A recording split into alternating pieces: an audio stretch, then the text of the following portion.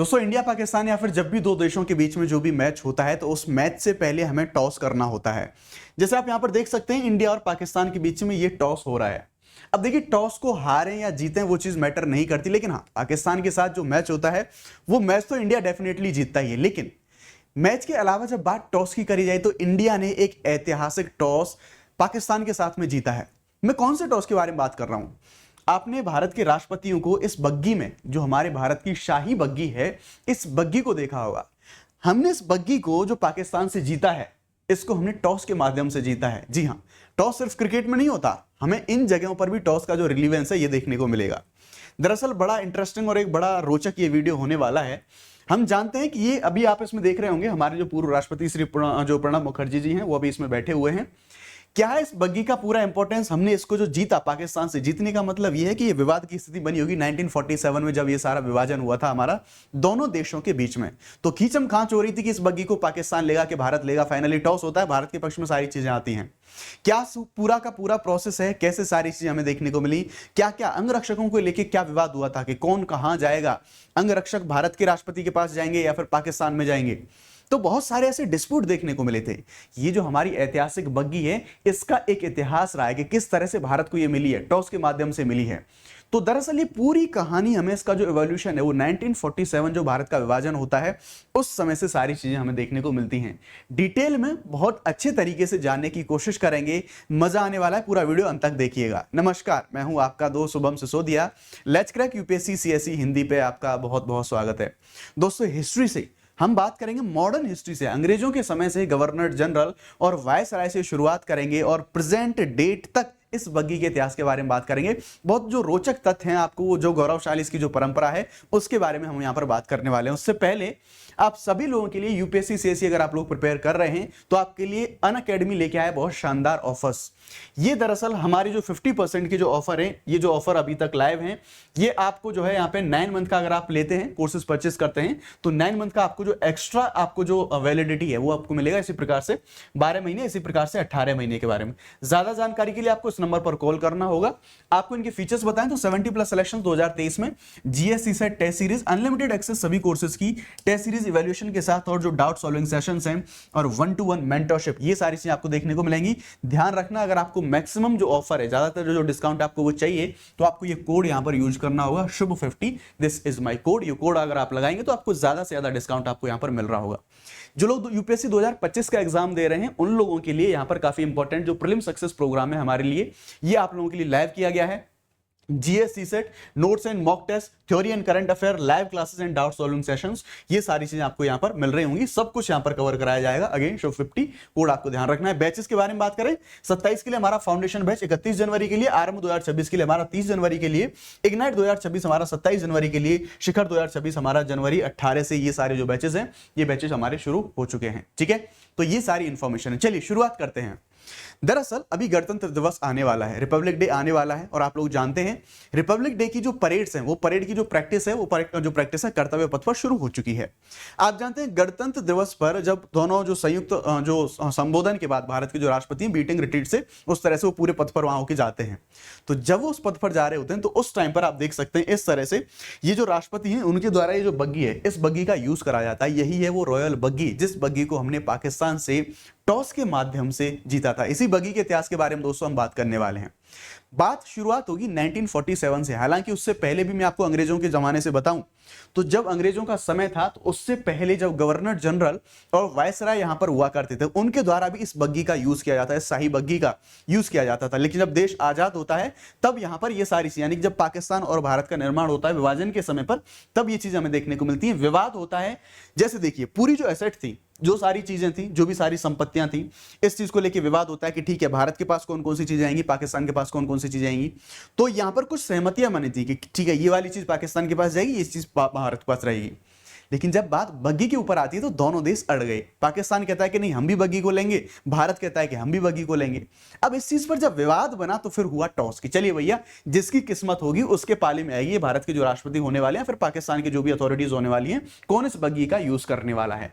तो 1947 में जब देश आजाद हुआ तो भारत और पाकिस्तान के बीच हर चीज का बंटवारा हुआ था। हम जानते हैं दोनों देशों के बीच जमीन से लेकर सेना और अन्य सभी चीजों का जो है बंटवारा ये हमें देखने वाला था। बंटवारे के समय भारत के प्रतिनिधि एच.एम. पटेल, ये दो व्यक्तियों का काफी ज्यादा रोल था, और पाकिस्तान के चौधरी मोहम्मद अली, इनको यह जिम्मेदारी दी गई थी, अधिकार दिया गया था कि वे अपने अपने देश का पक्ष रखते हुए इस बंटवारे के काम को आसान बनाएं। जो भी सामान, जो भी सारी चीजें, जो भी एसेट्स, जो सब कुछ बंटवारा होना था, उसके बारे में बातचीत करी गई है। जब बंटवारे की बात आई तो जो उस टाइम पर जो राष्ट्रपति हुआ करते थे या फिर जो भी अंगरक्षक हुआ करते थे, ये आपको पता होगा कि जो राष्ट्रपति के अंगरक्षक हैं, ये प्रेजेंट टाइम पर हम बात करेंगे, लेकिन ये इनकी लेगेसी शुरुआत से रही है।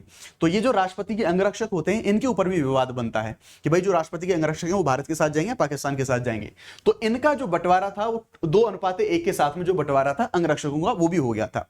बात आती है बग्घी के ऊपर। बग्घी को लेकर जब दोनों देश अड़ गए तो इस विवाद को सुलझाने के लिए टॉस का सहारा लिया गया कि ठीक है, जिसके पाले में टॉस आएगा बग्घी उसके साथ में जाएगी, और किस्मत से भारत जीत गया। जैसे हम लोग जानते हैं कि जिस तरह से क्रिकेट में इंडिया वर्सेस जब पाकिस्तान होता है तो हमेशा जो पाकिस्तान है उसकी बैंड बजाई जाती है इंडिया के द्वारा, उसी प्रकार से ये टॉस भी डेफिनेटली भारत के द्वारा जीता गया, और इस टॉस में जो बग्घी है, जो शाही बग्घी है, ये शाही बग्घी भारत के हिस्से में आ जाती है। देखिए, उस दौरान राष्ट्रपति तब वायसराय हुआ करते थे, उसके बॉडीगार्ड थे, रेजिमेंट के पहले कमांडेंट थे लेफ्टिनेंट कर्नल ठाकुर, ये इनका नाम था, ठाकुर गोविंद सिंह, और पाकिस्तानी सेना के साहबजादा याकूब खान। इन दोनों के बीच में जो बग्घी है, इन बग्घियों को लेकर जो टॉस है वो टॉस हुआ था, और भारत ने तब इस टॉस को जीता था। अच्छा, टॉस हो गया, हम जीत गए, बग्घी हमारे पास आ गई। बग्घी जब जीती तो 1950s का जो हमारा पहला जो गणतंत्र दिवस आता है, 1950s का पहला हमारा जो रिपब्लिक डे आता है, इस पहले रिपब्लिक डे पर ही ये जो हमारे प्रथम भारत के राष्ट्रपति से डॉक्टर राजेंद्र प्रसाद जी, वो प्रथम राष्ट्रपति और पहले हमारे गणतंत्र दिवस में इस बग्घी से, ये जो शाही बग्घी है, इस बग्घी से एंट्री मारते हैं। ये रियल फोटो उस टाइम पर जो बैठे हुए हैं डॉक्टर राजेंद्र प्रसाद हैं, आपको यहां पर देखने को मिलेंगे। तो उनकी पहली बार इस बग्घी से जो एंट्री है, वो एंट्री आपको देखने को मिलती है। आजादी से पहले जो वायसराय हैं, जैसा मैंने आपको बताया, वायसराय होते थे, गवर्नर जनरल होते थे, वो राष्ट्रपति, और मतलब आजादी के बाद से राष्ट्रपति इस शाही बग्घी की सवारी करते आए हैं। सोने से सजी धजी इस बग्घी के दोनों ओर भारत के जो राष्ट्रीय चिन्ह हैं, इनसे जो है ये चीजें अंकित होंगी। देखिए, आप यहां पर देख सकते हैं जो हमारा अशोक चक्र यहां पर बना हुआ है, जो भारत के राष्ट्रीय चिन्ह हैं, ये सब सोने से बनी हुई हमारी जो शाही बग्घी है। और इतना ही नहीं, ये तो सोने से बने हुए हैं, इसके साथ इसके जो घोड़े हैं वो बड़े स्पेशल घोड़े हुआ करते थे उस टाइम पर। हालांकि आज जो 4 घोड़े इसमें लगते हैं वो तो सामान्य है, लेकिन हाँ, अगर लेगेसी घोड़ों की देखें तो विशेष जो घोड़े हैं, उन घोड़ों का इस्तेमाल किया जाता था इस शाही बग्घी में। इस बग्घी को खींचने के लिए खास घोड़े चुने जाते हैं। उस समय ऑस्ट्रेलियाई जो घोड़े हैं, वो ऑस्ट्रेलिया के घोड़े आके ये जो बग्घी, यानी कि इस बग्घी में जो घोड़ों का यूज होता था, उनको ऑस्ट्रेलिया से लाया जाता था। अब इसमें 4 घोड़ों का ही इस्तेमाल किया जाता है ना। आजादी के बाद जो शुरुआती सालों में भारत के राष्ट्रपति सभी सेरेमनी में इसी बग्घी से घूमने जाते थे। जितनी भी सेरेमनीज होती थी तो आजादी के बाद से जो राष्ट्रपति हैं इसी बग्घी का यूज करते थे। इतना ही नहीं, राष्ट्रपति भवन में, क्योंकि सीधी सी बात है, राष्ट्रपति भवन एक बहुत बड़ा जो प्रीमाइसेस हमें देखने को मिलेगा, तो जब वो राष्ट्रपति भवन में घूमते थे तब भी इस बग्घी का इस्तेमाल किया जाता था। जैसे यहां पर देखने को मिला कि 330 एकड़ में फैला जो राष्ट्रपति भवन है, इसके आसपास भी वो इसी बग्घी से चला करते थे। लेकिन एक इंपॉर्टेंट जो डायवर्जन है वो हमें देखने को मिलता है इंदिरा गांधी के समय पर, यानी कि पहली बार इस बग्घी का इस्तेमाल भारत के पहले राष्ट्रपति डॉक्टर राजेंद्र प्रसाद जी के द्वारा 1950 में गणतंत्र दिवस पर रहा था, और यह पूरा का पूरा जो सिलसिला है 1984 तक चलता रहा था। उसके बाद 1984 में इंदिरा गांधी की हत्या के बाद देश के वीवीआईपी की सुरक्षा थी, इसकी समीक्षा करी गई। यानी कि समीक्षा ये करी गई कि किस तरह से ये जो वीवीआईपी की सुरक्षा है ये कैसे कंप्रोमाइज हो सकती है, कैसे इसको हमें देना है, ध्यान से देखना है। यानी कि क्योंकि सीधी सी बात है, वो सारा एक असैसिनेशन के तौर पर हमें सारी चीजें देखने को मिली। तो बग्घी तो खुली हुई है, उसमें सुरक्षा को हम कैसे इंश्योर कर सकते हैं? वीवीआईपी है, खतरनाक हो सकता है, ऑलरेडी हमने एक इंसिडेंट ये झेला था।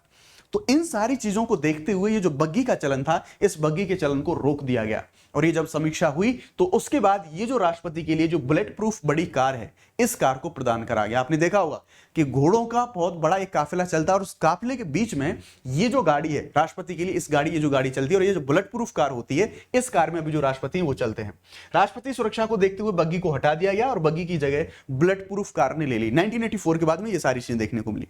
एक मोड़ फिर से आता है, बग्घी की लेगेसी हमें फिर से देखने को मिलती है जब भारत में राष्ट्रपति डॉक्टर प्रणब मुखर्जी जी बनते हैं। उनके द्वारा फिर से इस बग्घी का इस्तेमाल जो है यूज किया जाना शुरू करा गया। 2014 में जो राष्ट्रपति प्रणब मुखर्जी थे, उन्होंने एक बार फिर इस बग्घी का इस्तेमाल किया। वो बीटिंग रिट्रीट जो कार्यक्रम हुआ करता था उसमें शामिल होने के लिए उसी बग्घी में पहुंचे थे। उसी प्रकार से जब राष्ट्रपति जो हमारे रामनाथ कोविंद जी हैं, जब वो राष्ट्रपति बने तो जब वो शपथ ग्रहण करने के लिए आए थे तो वो भी इसी बग्घी में उन्होंने एंट्री करी थी। 25 जुलाई 2017 का समय होता है। रामनाथ कोविंद जी जब राष्ट्रपति की शपथ लेने के लिए राष्ट्रपति भवन आए थे तो वो इस बग्घी से आए थे। तब से फिर से इस बग्घी का जो यूज है, इस बग्घी का यूज फिर से हुआ जाने लगा। तो ऐसी बात नहीं है, प्रणब मुखर्जी से पहले और भी जो हमारे पहले जो राष्ट्रपति साहब आए थे, जैसे इनमें बात करेंगे डॉक्टर एपीजे अब्दुल कलाम जी, वो, और प्रतिभा देवी सिंह पाटिल जी, उनके द्वारा भी कुछ खास मौकों पर, नॉट ऑलवेज बट हाँ कुछ खास मौकों पर उनके द्वारा ये जो बग्गी थी, इस बग्गी का जो शाही जो रॉयल बग्गी हमारी हुआ करती थी, इसका इस्तेमाल किया जाता था। अब आप प्रेजेंट में हमारी जो राष्ट्रपति माननीय द्रौपदी मुर्मू जी हैं, उनके साथ एक व्यक्ति, एक पर्सनैलिटी आप देख रहे होंगे। अभी हाल फिलहाल में जब रिसेंट हमारा जो रिपब्लिक डे बना था, तो जो फ्रांस के राष्ट्रपति इमैनुअल मैक्रों हैं, वो भारत आए थे, उन्होंने भी इस बग्गी का आनंद उठाया था और पूरा लुत्फ उठाया था। वो इस बग्गी में आपको यहाँ पर बगल में बैठे हुए यहाँ पर दिख जाएंगे। तो ये था इस शाही बग्गी का पूरा इतिहास, किस तरह से इसकी शुरुआत होती है, कैसे कैसे सारी चीजें चलती हैं। होपफुली पूरी इंफॉर्मेशन आपको इंटरेस्टिंग लगी होगी। अगर वीडियो आपको अच्छा लगा है तो वीडियो को लाइक जरूर करें और कमेंट सेक्शन में अपना रिव्यू दर्ज करा सकते हैं आप लोग। अब आप लोग जानते हैं, अगर आप लोग यूपीएससी सीएससी के लिए प्रिपेयर कर रहे हैं तो द हिंदू न्यूज़पेपर एनालिसिस आपके लिए बहुत ज्यादा जरूरी होता है। हिंदी और इंग्लिश मीडियम में एक बड़ा गैप क्रिएट करता है द हिंदू न्यूज़पेपर एनालिसिस, और इसी गैप को फिल करने की कोशिश करते हैं हम इसी चैनल पर सुबह 9 बजे द हिंदू न्यूज़पेपर का एनालिसिस करते हैं पीवाईक्यूज के साथ, पीवाईक्यूज से लिंक करके और स्टैटिक और करंट अफेयर को लिंक करके, उसके साथ साथ माइंड मैप जैसी शॉर्ट ट्रिक्स, न्यूमोनिक्स, बहुत सारी चीजें मैं आपको प्रोवाइड कराता हूं। 9 बजे लाइव सेशन में आना ना भूलें। तो साथ ही आपको अगर डायरेक्टली मुझसे जुड़ना चाहते हैं तो ये टेलीग्राम ग्रुप है, इसका लिंक भी आपको वीडियो के डिस्क्रिप्शन में दिया गया है। आप लिंक के थ्रू, क्यूआर के थ्रू आप जो है जुड़ सकते हैं। Thank you very much. जय हिंद, bye bye, let's crack it.